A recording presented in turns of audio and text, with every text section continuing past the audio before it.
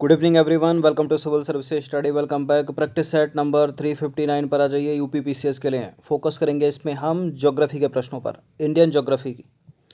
उसी के आगे से कंटिन्यू करेंगे जहां कल तक हो गया था। तो चलिए स्टार्ट करते हैं।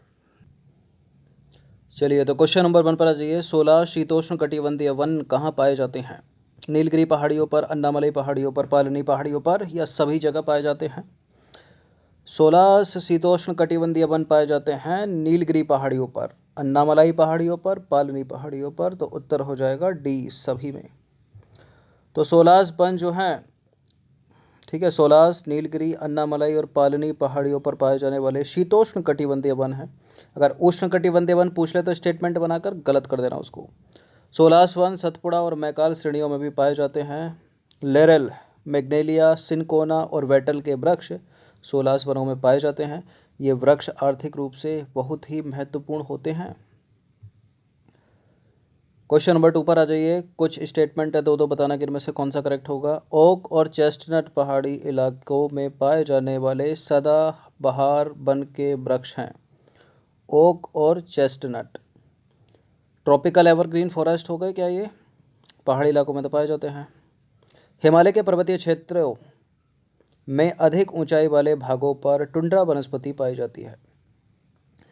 हिमालय के पर्वतीय क्षेत्रों में अधिक ऊंचाई वाले भागों पर टुंड्रा वनस्पति पाई जाती है क्या?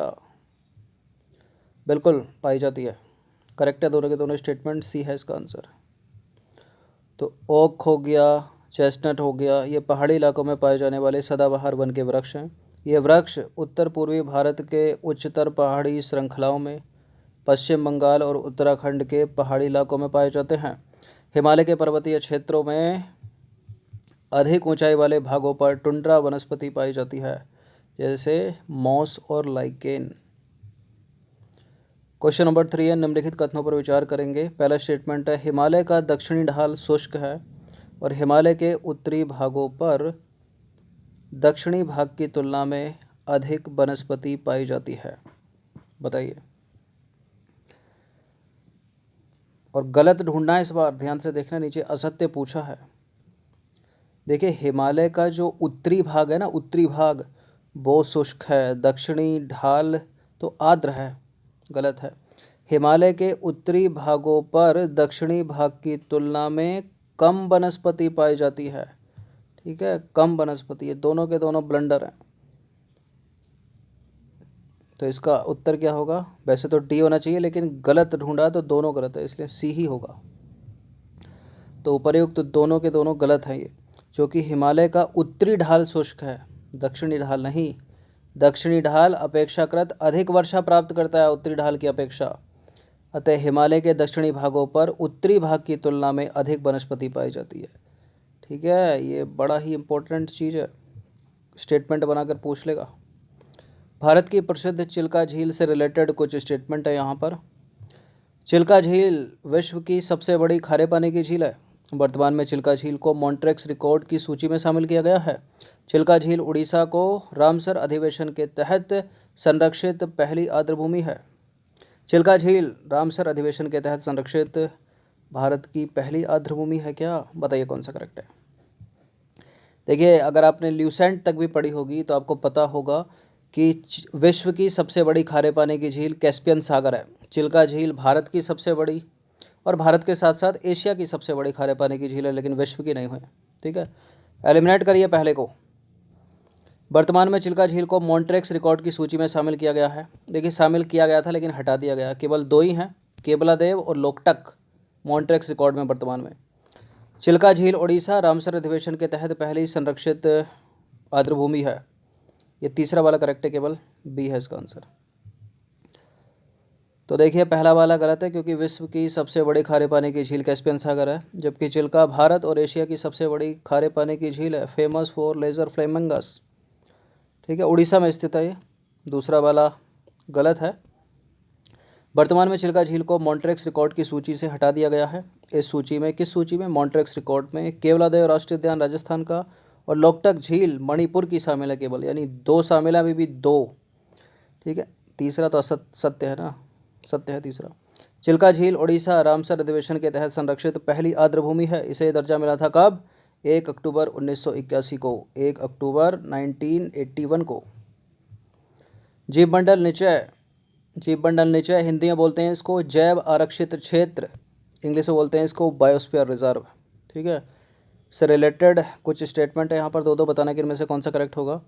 यह एक विशेष प्रकार के भौमिक और तटीय पारिस्थितिक तंत्र है। जीवमंडल निचय या बायोस्फीयर रिजर्व या जैव आरक्षित क्षेत्र, यह यूनेस्को के मानव और जीवमंडल कार्यक्रम के अंतर्गत मान्यता प्राप्त है। करेक्ट है दोनों के दोनों स्टेटमेंट, सी है इसका आंसर। तो देखिए, जीवमंडल निचय एक ऐसा आरक्षित क्षेत्र है जो विशेष प्रकार के भौमिक और, थोड़ा जूम आउट कर लेते हैं, ठीक है, चलिए। देखिए, जीवमंडल निचय एक ऐसा आरक्षित क्षेत्र है जो विशेष प्रकार के भौमिक और पारिस्थितिक तंत्र से युक्त होते हैं। ठीक है, जीवमंडल निचय को यूनेस्को के मानव और जीवमंडल योजना यानी man and biosphere reserve programme के तहत मान्यता प्रदान की गई है। मानव और जीवमंडल योजना यानी मैन एंड बायोस्फीयर रिजर्व के तहत भारत सरकार के वनस्पति जात और प्राणी जात के संरक्षण के कई महत्वपूर्ण कार्यक्रम चलाए गए हैं। ठीक है, जैसे कि प्रोजेक्ट टाइगर हो गया 1973 का, 1992 का प्रोजेक्ट एलिफेंट हो गया। ठीक है, क्वेश्चन नंबर 6 पर आ जाइए। जीवमंडल निचय से रिलेटेड ही एक और प्रश्न है। जीवमंडल निचय के संदर्भ में निम्नलिखित में से कौन सा सत्य है। वर्तमान में भारत में 8 जीवमंडल निचय यानी 18 बायोस्फीयर रिजर्व हैं, 18 जीवमंडल निचय हैं।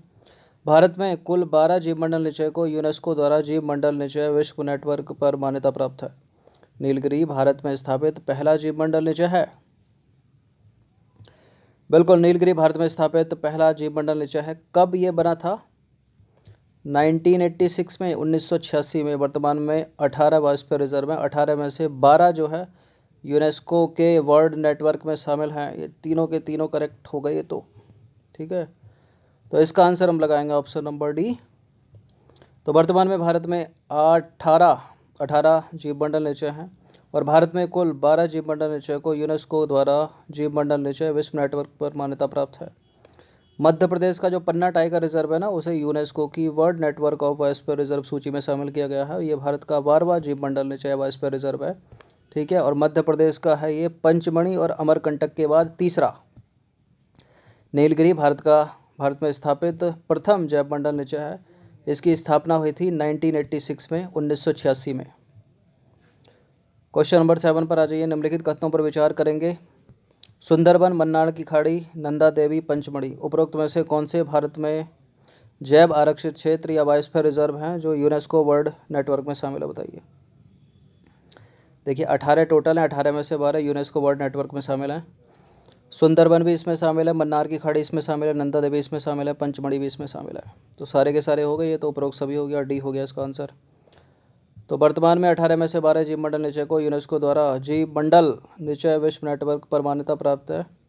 और इनमें से कुछ स्थल जैसे कि सुंदरबन को 2001 में शामिल किया गया, मन्नार की खाड़ी को 2001 में, ठीक है, नंदा देवी 2004 में और पंचमढ़ी को 2009 में। क्वेश्चन नंबर 8 पर आ जाइए।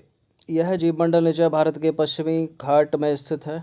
इस निचय में वायनाड वन्य जीव सुरक्षित क्षेत्र, नागरहोल, बांदीपुर, मधुमलई और नीलंबुर का सारा वन क्षेत्र से ढका ढाल, ऊपरी नीलगिरी पठार, साइलेंट वैली और सिंधुबानी पहाड़ियाँ शामिल है। आपको बताना है कि उपरोक्त विश्लेषण किस जीवमंडल निचय यानी बायोस्फीयर रिजर्व के बारे में है, बताइए। नीलगिरी की बात हो रही है, शेषाचलम हिल्स की बात हो रही है, अगस्त्यमलाई की बात हो रही है, मन्नार की खाड़ी की बात हो रही है, किसकी बात हो रही है? नीलगिरी बायोस्फीयर रिजर्व की बात हो रही है, ए है इसका आंसर। तो उपर्युक्त विश्लेषण, ठीक है, 3 राज्यों तमिलनाडु, केरल, कर्नाटक में विस्तृत नीलगिरी बायोस्फीयर रिजर्व से संबंध रखता है। क्वेश्चन नंबर 9 पर आ जाइए। निम्नलिखित युग्मों में से कौन सा सही सुमेलित है?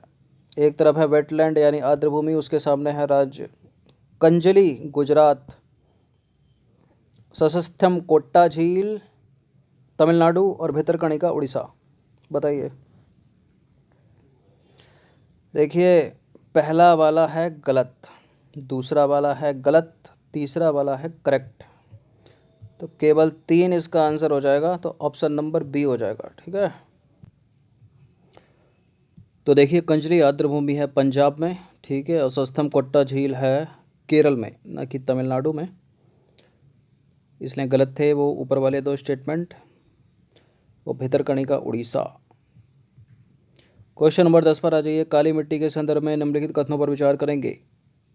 काली मिट्टी में नाइट्रोजन, फास्फोरस और कार्बनिक तत्वों की अधिकता पाई जाती है और इस प्रकार की मृदा या मिट्टी सूरजमुखी, खट्टे फलों और तिलहनी फसलों की खेती के लिए उपयुक्त होती है और इसका सर्वाधिक विस्तार क्षेत्र जो है वो महाराष्ट्र में है। कौन सा करेक्ट है इसमें? देखिए पहला वाला गलत है। काली मिट्टी या रेगोर सॉइल में नाइट्रोजन, फास्फोरस और कार्बनिक तत्वों की अधिकता नहीं बल्कि कमी पाई जाती है। इस प्रकार की मिट्टी में सूर्यमुखी, खट्टे फलों और तिलहनी फसलों की खेती की जाती है। दूसरा वाला सही है और सर्वाधिक इस विस्तार क्षेत्रफल इसका जो है महाराष्ट्र में है। तो 2 और 3 सही हो जाएगा, एक को एलिमिनेट करो, पूरा कट जाता। तो काली मिट्टी अथवा रेगुर मिट्टी, ठीक है, इसका विस्तार क्षेत्र जो है महाराष्ट्र में है सर्वाधिक और इसमें नाइट्रोजन, फास्फोरस और कार्बनिक तत्वों की कमी पाई जाती है, अधिकता नहीं पाई जाती। इस प्रकार की मिट्टी में कपास की खेती, सूर्यमुखी की खेती, खट्टे फलों की खेती और तिलहनी फसलों की खेती की जाती है। इस मिट्टी की जो जल धारण क्षमता होती है वो सर्वाधिक होती है, ठीक है। ये मिट्टी जो है गीले होने पर जो है चिपचिपी हो जाती है, जब ये सूखती है तो इसमें दरारें पड़ जाती हैं, इसलिए इसको स्वतः जुताई वाली मिट्टी की संज्ञा दी जाती है। तो 10 प्रश्न थे ये इंडियन ज्योग्राफी के। इसमें हम कवर कर रहे थे जलवायु और वनस्पति और ये लास्ट वाला जो प्रश्न था ये है मृदा से संबंधित, ठीक है। अगला जो टेस्ट होंगे वो मिट्टी के ऊपर ही होंगे, तो प्रैक्टिस करते रहिए। धन्यवाद।